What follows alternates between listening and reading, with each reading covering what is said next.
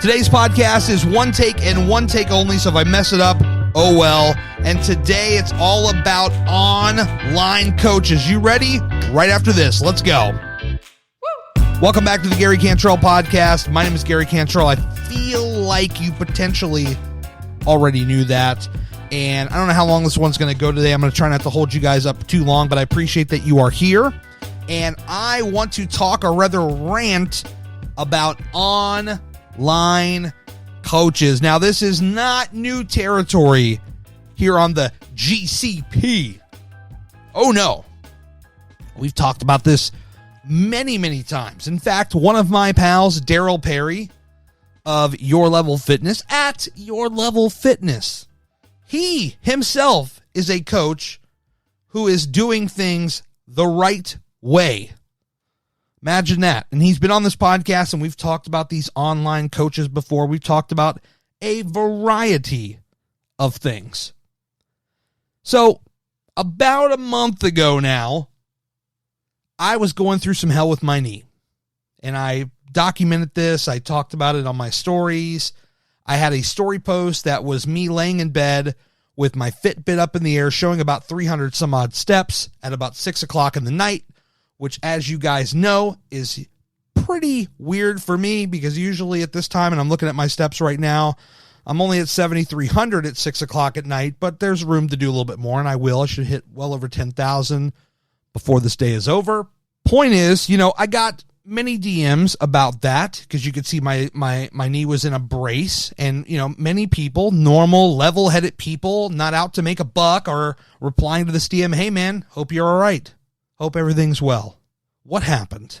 Etc., etc. And it wasn't posted just to grab attention or something like that. It was just me sharing where I'm at, because unlike many folks, I don't just put out all the positive stuff on my Instagram, although I do try to keep it somewhat positive. If something other than positivity is going on, I generally will share it at some point or another, so that we're not just all happy and all that stuff, right?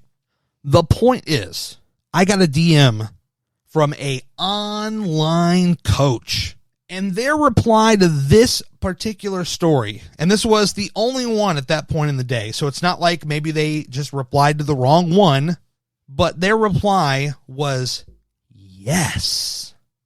It was like, the word yes with like a bunch of S's at the end, that like 12-year-olds, that's how they type. Yes. And I'm just thinking to myself, like, what is the point of this reply? Like, are you just trying to be seen? Like, what's happening here? Like, I don't follow you. In fact, if you listen to older podcasts from earlier in the year, I talked about how I removed every mention of fitness from my page, and that's not to, kind of run from where I've been, because I've talked about that here on this podcast many times, and I've talked about it on IGTV and things like that, but, like, I don't want my page to be specifically fitness. I will share things about that. And matter of fact, if you want to listen to next week's podcast, for those of you in that world, you may want to check that one out. That's a little teaser for you. But like, I removed all this stuff from my page and unfollowed a lot of fitness accounts, because I don't want my page to be known for that. That's not what I want my identity to be. There's so much more to me than that. So the fact that there are still people that are coming across this page in a fitness context, I don't say like, hey, don't come to my page. It's not like that, but like, I'm genuinely not interested in somebody trying to send me coaching, in other words. If that's something that I'm looking for, I have a guy. I just mentioned him at the beginning of the show. That's who I would call if that's what I was looking to do. That's like the first call. Probably the only call. Not some online coach who follows like the maximum amount of people that you can follow on Instagram, which is 7,500, and has less than half of that as followers. And that just tells me, when I look at their page, that there's something that they're not doing right. They don't care about making the connections with people. They don't care about, actually trying to give value. It's a lot of just generic meme posts and inspirational quotes and things like that. Like, there's no real value on this page. Now, here's the thing. I mean, like, you could be very knowledgeable about this, and maybe this person is really knowledgeable about this world, right? But they realize, oh, crap, in order to actually get my message seen, I have to build my following.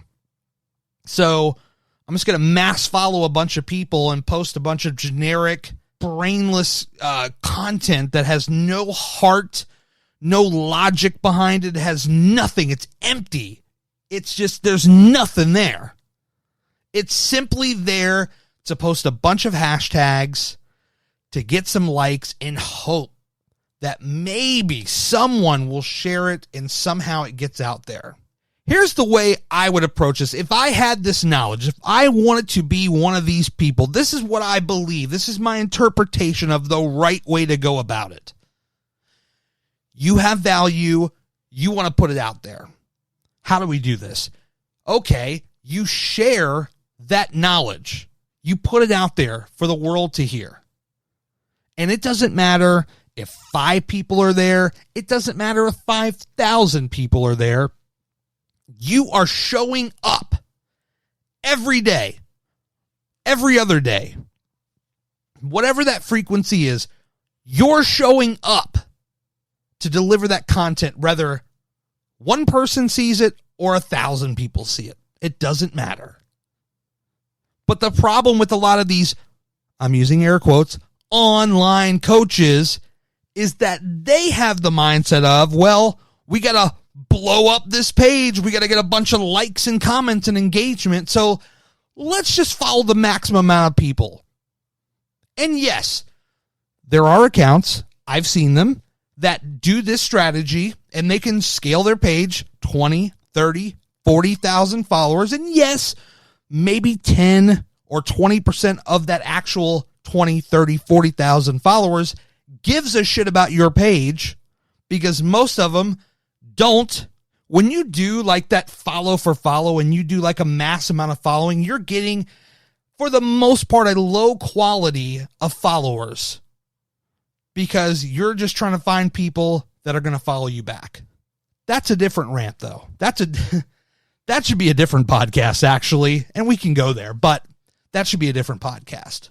But the point is, a lot of these online coaches, they're just trying to build up a following and shovel out their, soulless, heartless, kind of empty memes and generic kind of inspirational quotes with no merit, no heart behind it, no anything. It's just there to get attention and get eyeballs so that they can hit you with the right hook right in the DM. Well, today I'm happy to say, or maybe unhappy to say, that this person fell flat on their face because that DM went unread and it became an account that got blocked.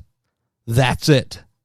So here is my recommendation to all of you quote unquote online coaches. Go about this the right way. Pour your heart out. Put your energy out there, even when no one's watching, because the good people, your stuff will be seen. It may not be as immediately as you want it to be, but it will be seen. That I can guarantee you. And if you're not patient enough to wait that process out, you probably shouldn't be in this business in the first place. I'm sorry if that's a little harsh, but that's how I feel. So go out there, and if this is what you really want to do, put your heart into it and make it happen. That's it.